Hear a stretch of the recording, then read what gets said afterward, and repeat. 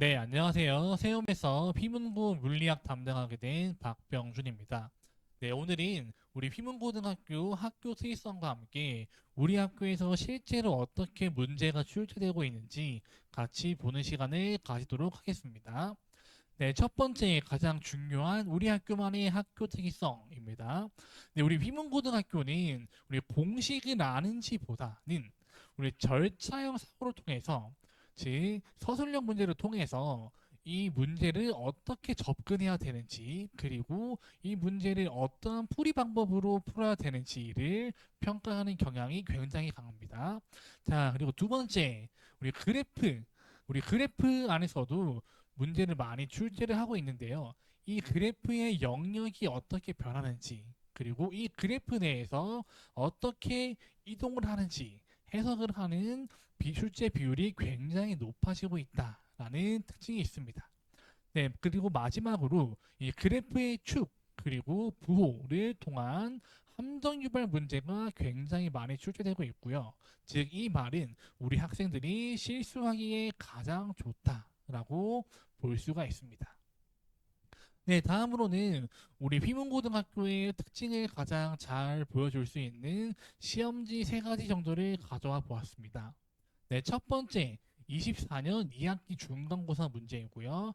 여기 제가 앞서 말씀드린 것처럼 우리 부호, 방향 변형을 통한 함정을 유발하는 문제가 굉장하게 많이 출제된 시험지입니다. 네, 마찬가지로 그림 또는 상황을 조건, 변형을 통해서 우리 학생들의 실수를 또 유발하였다라고 볼 수가 있고요. 다음으로 24년 2학기 기말 같은 경우 네, 마찬가지로 그래프 축 함정 문제가 빈번하게 출제되었고요. 이때는 특이하게 논리적인 사고를 요구하는 문제들이 많이 출제되었다라는 것을 볼 수가 있습니다. 네, 그리고 마지막으로 우리 작년 중간고사 같은 경우는 우리 시계열 변화, 즉 시간의 흐름에 따라서 그래프를 분석하고 추론하는 문제들이 다수 존재했고요. 그리고 특이한 게 우리 공학적 사고를 요구하는 문항들이 한 문제씩 추가되고 있다라고 강조드립니다. 네, 여기 모식도 그림의 비율을 보면요. 우리 대부분 24문제에서 많으면 28문제가 총 문항수로 출제가 되고 있고요. 대략 85% 이상 정도가 모식도 그래프를 해석하는 문항으로 출제가 되고 있는 것을 보이고 있습니다. 네, 그리고 마찬가지로 우리 고난이도 수능형 문항도 각 시험지에서 5문제 내지 4문제로 출제됨으로써 우리 학생들의 변별력을 평가하고 있다라는 것을 볼 수가 있습니다. 네, 다음으로 우리 실제로 우리 학교 기출 문제를 가져와 보았습니다. 네, 여기 왼쪽에 보이시는 게 21년 9월에 출제되었던 모의고사 문제고요. 이 오른쪽에 보이는 게 25년 2학기 중간고사 문제입니다. 여기 그림상에서도 보이는 것처럼 이 문제 같은 경우에 모의고사 문제와 우리 학교 내신 문제를 보았을 때 유사를 넘어서 거의 완벽에 가깝게 비슷하게 똑같이 출제가 되었다는 것을 볼 수가 있어요. 그래서 난이도는 수능형 모의고사와 비슷하지만 여기 문항을 자세하게 보면 왼쪽은 객관식 문제, 오른쪽은 이 객관식 문제를 서술형으로 바꿔놨어요. 그래서 우리 평가하는 폭은 훨씬 넓어졌다라는 것을 볼 수 있습니다. 네, 다음으로는 이 기준, 즉 이 가나다 여러 가지 상황을 한 번에 해석하는, 즉 강제로 해석하게 하는 문항들을 선호하고 있다라는 특징이 있습니다. 네, 다음으로 마찬가지로 21년 9월에 출제되었던 문항이고요. 마찬가지로 25년 2학기 중간고사에 우리 학교에서 나왔던 문제입니다.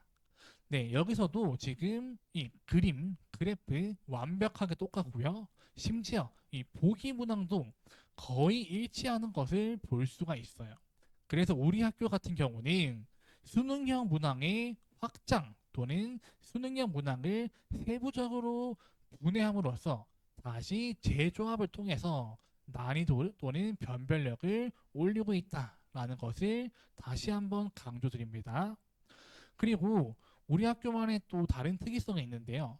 뭐 최근 수능형 모의고사 말고도 한 5개년도 이전의 모의고사도 끌어옴으로써 우리 학생들에게 공부할 양을 굉장히 많이 주고 있다.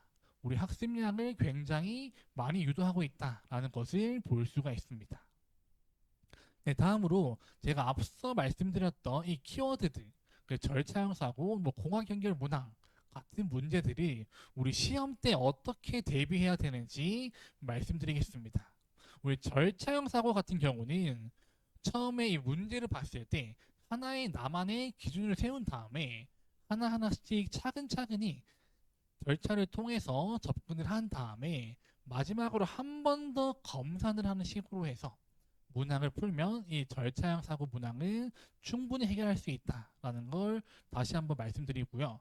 그리고 그래프, 구간 비교하는 문제는 마찬가지로 그래프의 축, 그리고 0점, 그리고 방향까지 한 번에 설정한 다음에 각 구간별로 부호 및 세기를 정리하면 이 문제도 어렵지 않게 해결할 수 있다라고 강조드립니다.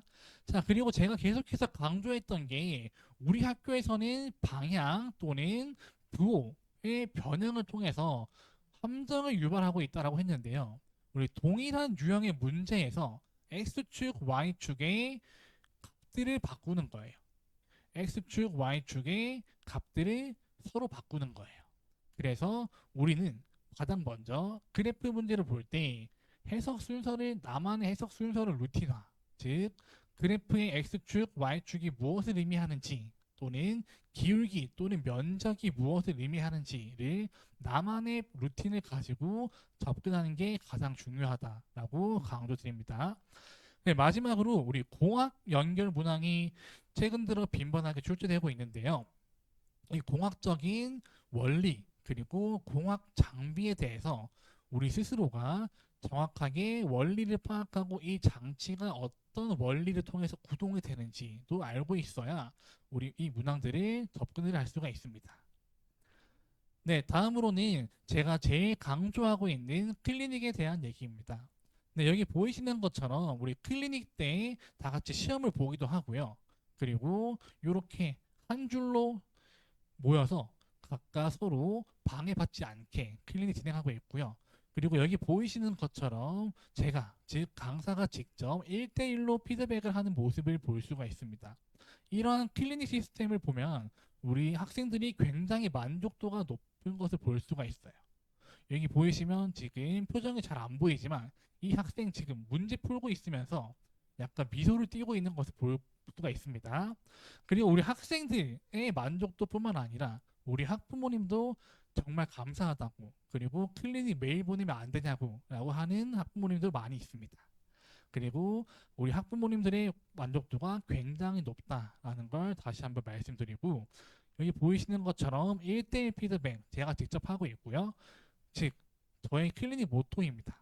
안 되면 될 때까지, 즉 수업 때도 마찬가지로 안 되면 될 때까지 우리 못하는 친구들, 부족한 친구들도 제가 함께 끌고 가고 있습니다.